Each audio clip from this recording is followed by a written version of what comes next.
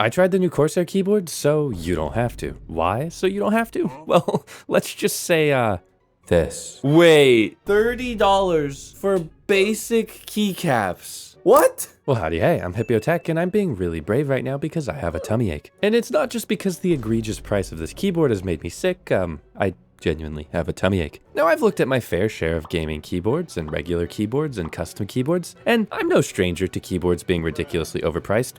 Asus, just watch the video on the Asus keyboard and the Razer keyboard. Sorry, I also appear to be sick, but rumor has it, Corsair has a new keyboard on the block. The start of your end game. The MAKR 75 DIY keyboard. But will we notice the layers of craftsmanship?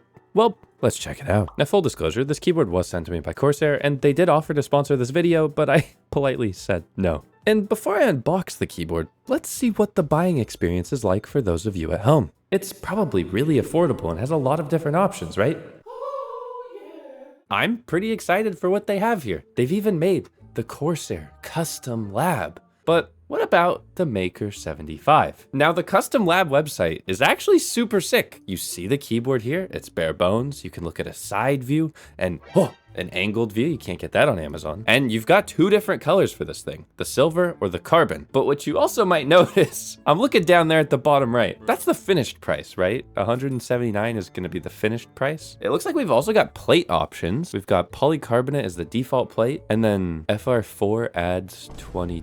The price went up. Okay, they've got switch options here. Now, I am really excited to build the keyboard. Building a keyboard is like the funnest part of keyboards. You get to choose everything that you want to customize it with. And if you choose their switches, they're $34.98 for like a pack of linear, tactile, or speeds. But then why do they have a switch that's called thocky? I have to go with the thocky switches, and then the other ones we'll try them out. But wait, $50? That's a bit crazy. Hold on. Let me go to butters, add to cart. Well, I mean, considering you could get butter switches for like $40, I'll have that link down below. $50 isn't that bad if these switches are genuinely thocky, but that's already our subtotal is $249.97. Wait, nah, they are not charging $30 for basic keycaps. What? So for $10 more, we could get like a stripy vibe two-tone. But hold on, if you go to AliExpress, you could get sets of keycaps for like $3 to $5. So without custom designs and art, or even being very cool premium keycaps, that's a bit crazy. And I know that's coming from the guy that sells $100 keycaps. Okay, actually,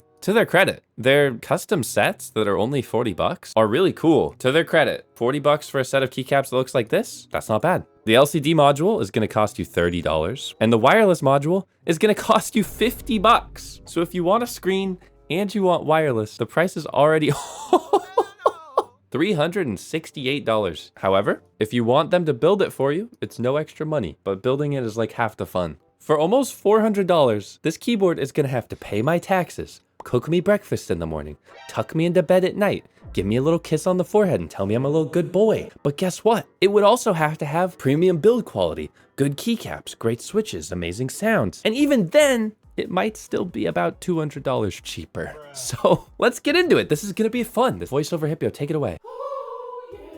Okay, now that that's out of the way, we've established that this keyboard is obscenely expensive. But what if you purchased this keyboard? And what if you decided to build it yourself? Because build yours is their slogan. Now, my box will look a bit different than yours, but in general, you're gonna get the keycaps that you ordered, the switches that you ordered, you'll get a separate box with the keyboard, and I'll be looking at all of these switches a little bit more later, so please stay tuned for that, as well as the keycaps. Now, if you're one of the cool people that subscribe to my channel, then you might have noticed that this is not Corsair's first foray into custom keyboards. They made the K65 last year, which wasn't a 65% keyboard, it was a 75% keyboard. Similar to this one, that was a bit weird. And you also might know that I also tore that keyboard a new one as well. So I'm hoping that they took everything that they learned from my wonderful, generous feedback and have improved on this keyboard in every single way. In fact, they've also purchased Drop, who does make decent enough keyboards and a lot of keyboard peripherals, switches, and keycaps. So obviously this keyboard has gotten better in every way because of that acquisition, right? And unboxing the actual keyboard, I mean, you get a keycap and switch puller, you get a cable.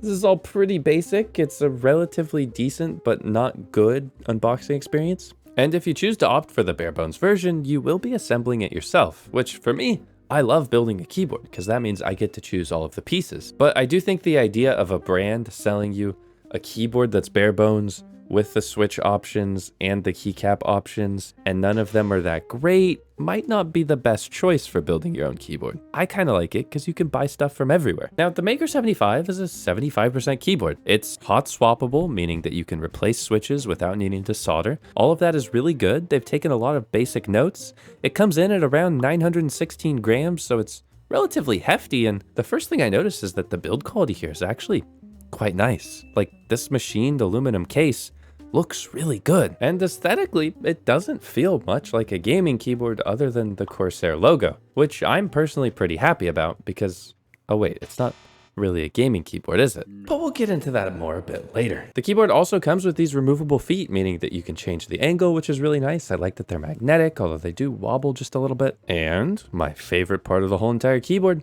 the knob.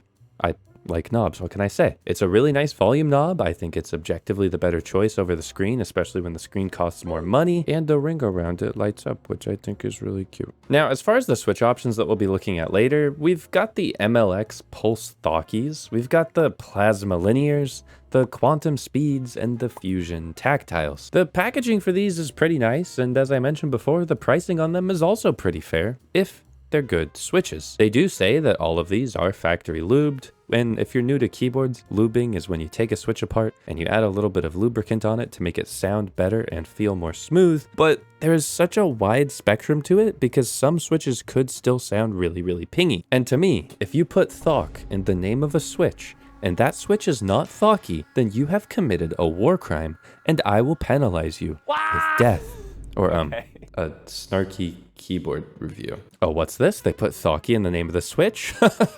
Good thing I bought all of them. Now, personally, I do like that they offered a linear option and a tactile option. It's kind of a bit weird that they didn't offer a nice clicky option like Asus does with their box clicky switches. And it's also a bit weird that they went with the basic standard MX style switch, especially because in the last couple of years in keyboards, there's been so many new switches that have come out that have really shaken up the market. Like, you almost don't need to lube switches by hand anymore because you can buy a switch off the shelf and it will sound and feel really, really good, provided you've got a decent keyboard to put it in. Now, after putting all of these MX Pulse Thockies into my keyboard, it was time for the keycaps. And, oh, sorry, I dropped that on the ground into my trash can. Hold on, let me just pick that back up and oh, my bad, I did it again. Oops. All I really have to say about these Double Shot Pro keycaps is that they are double shot shine through keycaps, and they're also pretty garbage aside from the nice texture on them. They're very thin, they're kind of uneven in how they shine through on the LEDs, and ultimately, I'm really confused because Drop, who is owned by Corsair, has made some of the best shine-through keycaps on their custom series. Why wouldn't you just borrow those keycaps? Those keycaps sound really good, they look really nice. Why wouldn't you just use those? Why are you reinventing the wheel? You literally own Drop. So that's why I've dropped them in the trash can, and I'm gonna be just going with these basic Wuche Studios double shot PBT keycaps. They're relatively nice, they will make a keyboard sound nice and clacky or somewhat thocky, and they're only a little bit more when they're on sale. However, I will say, if you are interested in the dye sublimated keycaps, which are like the Celestial or the Cherry Blossom keycaps that they offer for only 40 bucks, those are of decent quality. I know that because I've made keycaps with that factory before, and they're fine. For 40 bucks, that's a pretty good deal. Now, if you never built a keyboard before, overall, building one is super duper easy. It's basically like Legos nowadays, where you take the hot swappable switches, you put them into the hot swap sockets, then you add your keycaps. And to Corsair's credit, the stabilizers on here are very nicely well lubed and do not rattle, so you don't even need to customize that. And it was a very painless build experience. However, we haven't installed the wireless module yet, so we do need to take apart the screws on the back, which it's kind of weird that a super premium, really expensive keyboard has screws nowadays, because most of them just use a ball clasp closure, so you can take your keyboard apart in 5 seconds. But after unscrewing a bunch of screws, we can pop this additional battery module into our keyboard. Why is this an extra upgrade and not included by default? Like, what the heck? Why am I paying for this? It is really cool that it just snaps onto the back of the keyboard. Modularity is neat, but like, why? Why not just build it in? Also, you have to take apart the top badge and re-clip in a new badge. And my new badge, the clip just randomly snapped in my hands for no reason. So now my keyboard is permanently scarred and doesn't have the badge up top because it just falls out anytime I rattle it. Yeah, this, how is this premium? I also installed the screen and was utterly disappointed by it. You can put GIFs and stuff on them. However, they have to be under 500 kilobytes. It is just really annoying because I'd have to reformat any image or GIF just to put it on there, meaning I have to do a ton of work when other keyboard softwares don't make you do that. Now, the Corsair web utility is decently okay to use. It's way better than downloading iQ because iQ is terrible. And the software lets you rebind hotkeys, set macros, etc. It works decently well, to their credit. They even bake in some fun SOCD cheating features without this keyboard needing to be Hall effect. Now, at least when Asus made a severely overpriced keyboard, there were some pretty decent redeeming qualities. There were some reasons why I could potentially see somebody buying it. It sounded pretty nice. It looked really cool. It had neat features that no other keyboard had. This one doesn't have any of that. Like, if you spent $400 on a custom keyboard, you can get an incredibly beautiful, premium, lovely craftsmanship. You can get super fun features. And this is just meh. It would be really nice for about 150 bucks total. But what have they done?